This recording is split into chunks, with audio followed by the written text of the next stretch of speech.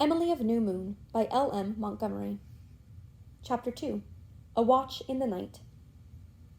Emily stood quite still, and looked up at Ellen's broad red face, as still as if she had been suddenly turned to stone. She felt as if she had. She was as stunned as if Ellen had struck her a physical blow. The color faded out of her little face, and her pupils dilated until they swallowed up the irises and turned her eyes into pools of blackness. The effect was so startling that even Ellen Green felt uncomfortable. "I'm telling you this because I think it's high time you was told," she said. "I've been at your pa for months to tell you, but he's kept putting it off and off. I says to him, says I, you know how hard she takes things, and if you drop off sudden some day it'll most kill her if she hasn't been prepared. It's your duty to prepare her. And he says he, there's time enough yet, Ellen, but he's never said a word, and when the doctor told me last night that the end might come any time now, I just made up my mind that I'd do what was right and drop a hint to prepare you.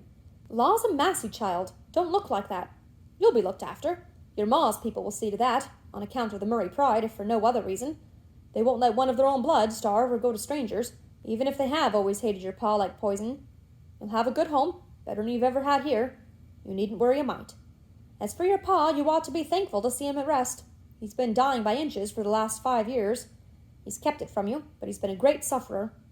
Folks say his heart broke when your ma died. Came on him so sudden-like. She was only sick 3 days.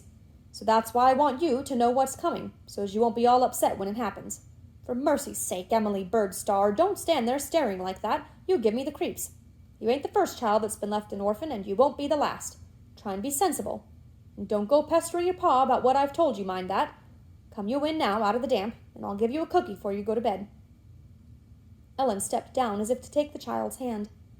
The power of motion returned to Emily. She must scream if Ellen even touched her now. With one sudden, sharp, bitter little cry, she avoided Ellen's hand, darted through the door, and fled up the dark staircase. Ellen shook her head and waddled back to her kitchen. "Anyhow, I've done my duty," she reflected. "He'd have just kept saying, 'Time enough,' and put it off till he was dead, and then there'd have been no managing her. She'll have time now to get used to it, and she'll brace up in a day or two. I will say for her she's got spunk, which is lucky, from all I've heard of the Murrays. They won't find it easy to overcrow her. She's got a streak of their pride, too, and that'll help her through. I wish I dared send some of the Murrays word that he's dying, but I don't dast go that far. There's no telling what he'd do. Well, I've stuck on here to the last, and I ain't sorry. Not many women would have done it, living as they do here. It's a shame the way that child's been brought up. Never even sent to school. Well, I've told him often enough what I've thought of it. It ain't on my conscience, that's one thing. Here, you Sal thing, you get out. Where's Mike, too?" Ellen could not find Mike for the very good reason that he was upstairs with Emily, held tightly in her arms as she sat in the darkness on her little cot bed. Amid her agony and desolation, there was a certain comfort in the feel of his soft fur and round velvety head. Emily was not crying. She stared straight into the darkness, trying to face the awful thing Ellen had told her. She did not doubt it. Something told her it was true. Why couldn't she die too? She couldn't go on living without father. "If I was God, I wouldn't let things like this happen," she said. She felt it was very wicked of her to say such a thing. Ellen had told her once that it was the wickedest thing anyone could do to find fault with God. But she didn't care. Perhaps if she were wicked enough, God would strike her dead, and then she and father could keep on being together. But nothing happened. Only Mike got tired of being held so tightly and squirmed away. She was all alone now, with this terrible burning pain that seemed all over her and yet was not of the body. She could never get rid of it. She couldn't help it by writing about it in the old yellow account book.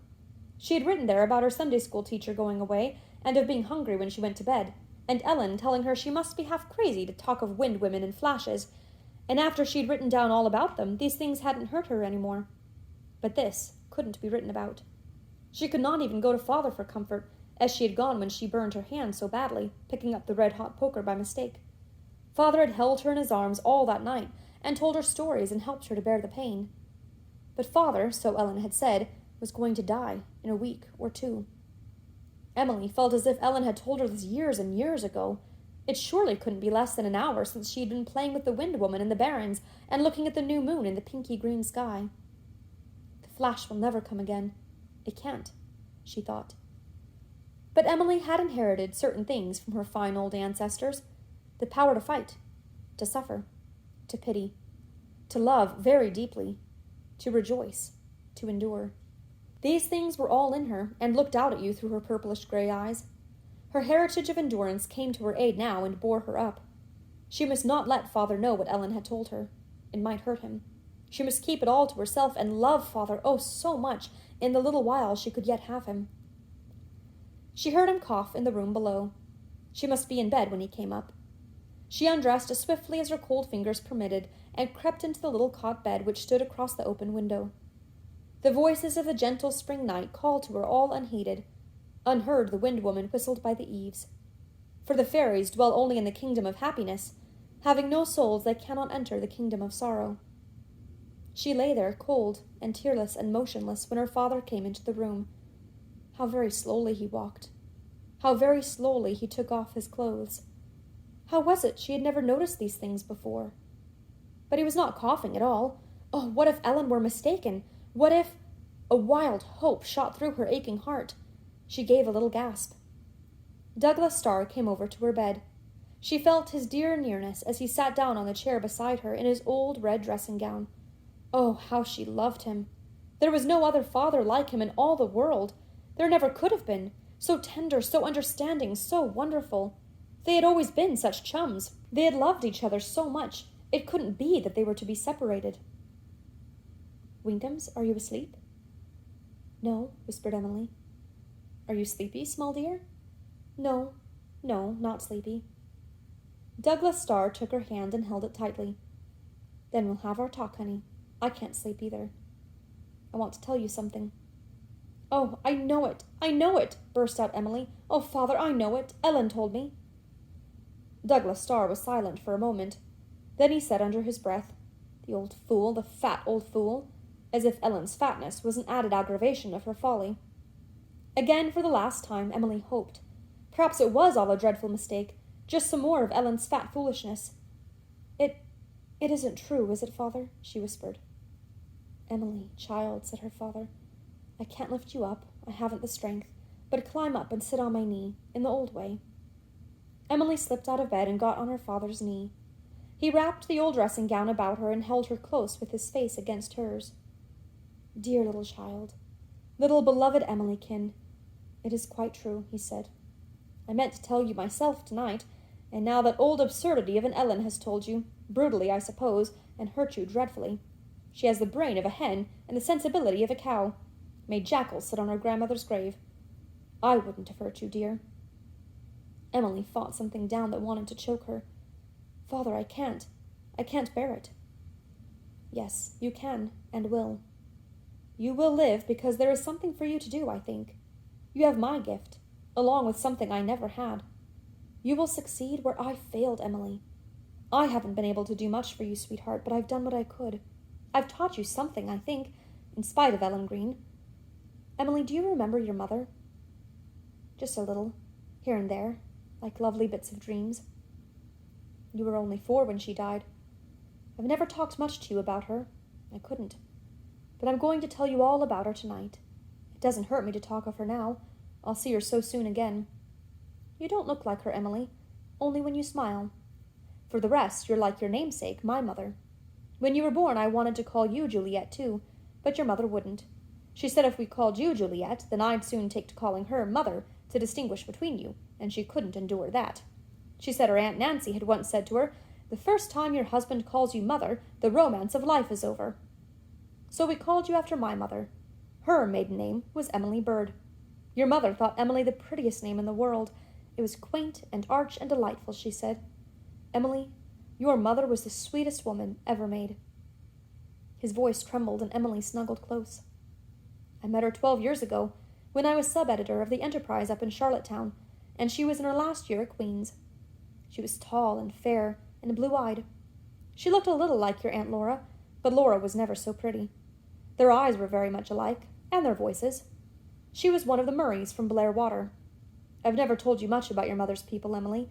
They live up on the old North Shore at Blair Water on New Moon Farm. Always have lived there since the first Murray came out from the old country in 1790. The ship he came on was called the New Moon, and he named his farm after her."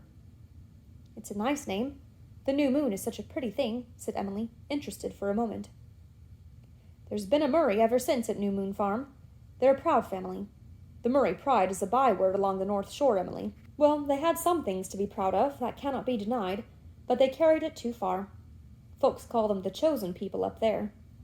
They increased and multiplied and scattered all over, but the old stock at New Moon Farm is pretty well run out.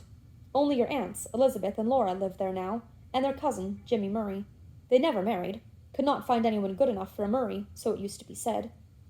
Your Uncle Oliver and your Uncle Wallace live in Summerside, your Aunt Ruth in Shrewsbury, and your great-aunt Nancy at Priest Pond. Priest Pond. That's an interesting name. Not a pretty name like New Moon and Blair Water, but interesting, said Emily. Feeling Father's arm around her, the horror had momentarily shrunk away. For just a little while she ceased to believe it. Douglas Starr tucked the dressing-gown a little more closely around her, kissed her black head, and went on. Elizabeth and Laura and Wallace and Oliver and Ruth were old Archibald Murray's children. His first wife was their mother. When he was 60, he married again, a young slip of a girl, who died when your mother was born. Juliet was 20 years younger than her half-family, as she used to call them. She was very pretty and charming, and they all loved and petted her, and were very proud of her. When she fell in love with me, a poor young journalist, with nothing in the world but his pen and his ambition, there was a family earthquake. The Murray pride couldn't tolerate the thing at all. I won't rake it all up, but things were said I could never forget or forgive. Your mother married me, Emily, and the New Moon people would have nothing more to do with her. Can you believe that? In spite of it, she was never sorry for marrying me. Emily put up her hand and patted her father's hollow cheek. Of course she wouldn't be sorry. Of course she'd rather have you than all the Murrays of any kind of a moon. Father laughed a little, and there was just a note of triumph in his laugh. Yes, she seemed to feel that way about it, and we were so happy. Oh, Emilykin, there never were two happier people in the world. You were the child of that happiness. I remember the night you were born in the little house in Charlottetown. It was in May, and a west wind was blowing silvery clouds over the moon. There was a star or two here and there. In our tiny garden, everything we had was small, except our love and our happiness. It was dark and blossomy. I walked up and down the path between the beds of violets your mother had planted, and prayed. The pale east was just beginning to glow like a rosy pearl when someone came and told me I had a little daughter. I went in, and your mother, white and weak, smiled just that dear, slow, wonderful smile I loved, and said, We've got the only baby of any importance in the world, dear. Just think of that. I wish people could remember from the very moment they're born, said Emily. It would be so very interesting. I dare say we'd have a lot of uncomfortable memories, said her father, laughing a little. It can't be very pleasant getting used to living. No pleasanter than getting used to stopping it. But you didn't seem to find it hard, for you were a good wee kidlet, Emily. We had 4 more happy years, and then— Do you remember the time your mother died, Emily? I remember the funeral, Father. I remember it distinctly. You were standing in the middle of a room, holding me in your arms, and Mother was lying just before us in a long black box. And you were crying, and I couldn't think why, and I wondered why Mother looked so white, and wouldn't open her eyes. And I leaned down and touched her cheek, and oh, it was so cold. It made me shiver. And somebody in the room said, Poor little thing, and I was frightened, and put my face down on your shoulder. Yes, I recall that. Your mother died very suddenly. I don't think we'll talk about it. The Murrays all came to her funeral. The Murrays have certain traditions, and they live up to them very strictly. One of them is that nothing but candles shall be burned for light at new moon, and another is that no quarrel must be carried past the grave. They came when she was dead. They would have come when she was ill if they had known, I will say that much for them. And they behaved very well. Oh, very well indeed. They were not the Murrays of New Moon for nothing. Your Aunt Elizabeth wore her best black satin dress to the funeral. For any funeral but a Murray's, the second best one would have done, and they made no serious objection when I said your mother would be buried in the Star Plot in Charlottetown Cemetery. They would have liked to take her back to the old Murray burying ground in Blair Water. They had their own private burying ground, you know. No indiscriminate graveyard for them. But your Uncle Wallace handsomely admitted that a woman should belong to her husband's family in death as in life. And then they offered to take you and bring you up, to give you your mother's place. I refused to let them have you, then. Did I do right, Emily? Yes, yes, yes, whispered Emily, with the hug at every yes. I told Oliver Murray, it was he who spoke to me about you, that as long as I lived I would not be parted from my child. He said, If you ever change your mind, let us know. But I did not change my mind. Not even 3 years later, when my doctor told me I must give up work. If you don't, I give you a year, he said. If you do, and live out of doors all you can, I give you 3, or possibly 4. He was a good prophet. I came out here, and we've had 4 lovely years together, haven't we, small dear one? Yes, oh yes. Those years and what I've taught you in them are the only legacy I can leave you, Emily. We've been living on a tiny income I have from a life interest that was left me in an old uncle's estate, an uncle who died before I was married. The estate goes to a charity now, and this little house is only a rented one. From a worldly point of view, I've certainly been a failure, but your mother's people will care for you, I know that. The Murray pride will guarantee so much, if nothing else, and they can't help loving you. Perhaps I should have sent for them before. Perhaps I ought to do it yet. But I have pride of a kind, too. The Stars are not entirely traditionless, and the Murrays said some very bitter things to me when I married your mother. Will I send to New Moon and ask them to come, Emily? No, said Emily, almost fiercely. She did not want anyone to come between her and father for the few precious days left. The thought was horrible to her. It would be bad enough if they had to come afterwards, but she would not mind anything much, then. We'll stay together to the very end, then, little Emily, child. We won't be parted for a minute, and I want you to be brave. You mustn't be afraid of anything, Emily. Death isn't terrible. The universe is full of love, and spring comes everywhere, and in death you open and shut a door. There are beautiful things on the other side of the door. I'll find your mother there. I've doubted many things, but I've never doubted that. Sometimes I've been afraid that she would get so far ahead of me in the ways of eternity that I'd never catch up. But I feel now that she's waiting for me. And we'll wait for you. We won't hurry. We'll loiter and linger till you catch up with us. I wish you could take me right through the door with you, whispered Emily. After a little while you won't wish that. You have yet to learn how kind time is, and life has something for you, I feel it. Go forward to meet it fearlessly, dear. I know you don't feel like that just now, but you will remember my words by and by. I feel just now, said Emily, who couldn't bear to hide anything from father, that I don't like God any more. Douglas Starr laughed, the laugh Emily liked best. It was such a dear laugh. She caught her breath over the dearness of it. She felt his arms tightening round her. Yes, you do, honey. You can't help liking God. He is love itself, you know. You mustn't mix him up with Ellen Green's God, of course.